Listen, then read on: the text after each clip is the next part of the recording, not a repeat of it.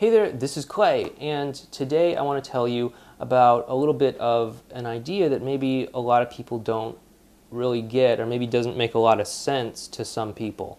And that is the idea that tension is a good thing. Tension is actually really sexy.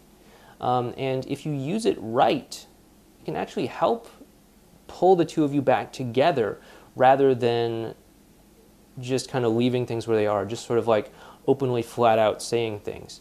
For example, we were working with one of our clients last week, and he had this experience where he just sort of randomly bumped into his ex, and they started talking, and they had a pretty good interaction, and they parted ways. And at the end of that, he told us that he didn't do what he usually does.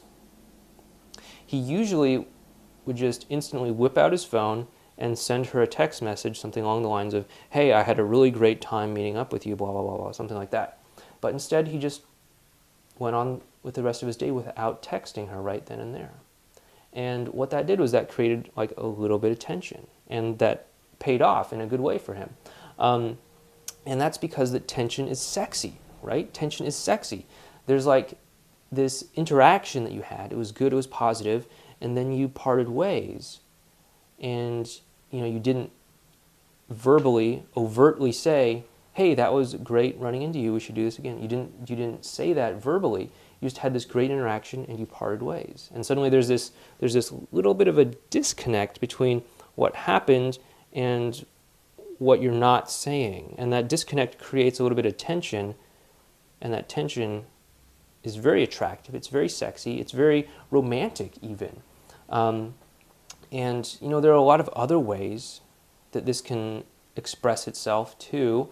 A lot of times there's a big difference between what someone says or doesn't say and what they do. And oftentimes that can like really lead to confusion, but also it creates this tension where it's like, okay, what exactly is this person thinking?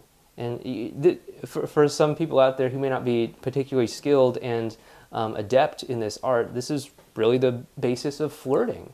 It's really the difference between what you're leaving unsaid and what you're doing. And it's kind of this sort of like fun back and forth thing. And it's actually a good thing. And what you don't want to do is you don't want to just sort of squash it. You don't just want to, dump a bucket of ice water on it by saying immediately, "Oh, that was really fun. Let's get to you." I mean, it's cool. Sometimes that works, but sometimes you just have to like lean into the situation and feel into it and say, "You know what? That would actually be a little bit more fun if I didn't necessarily follow up, if I didn't say anything." Does that make sense to you? And so tension isn't a bad thing. You don't always have to just constantly keep your ex updated with a stream of everything that's happening, or everything that you're feeling, or every thought that you're having, or anything like that. You can leave a few things unsaid in a strategic way that will actually create a little bit of tension. And again, that's something that we talk about inside of Module 5 of the program. So again, if you're already a member, just go ahead and log in there and check that out, Modules 5 and 6. Otherwise, you can just go ahead and sign up. Or if this is your first contact with us and you're not already signed up on our newsletter, just head on over to relationshipinnergame.com and you can sign up there so that we can start helping you and giving you more tips like this. So I hope this helps you out, and I hope that you can start to use more tension in your interactions with your ex or whoever may be the special person in your life. Thanks.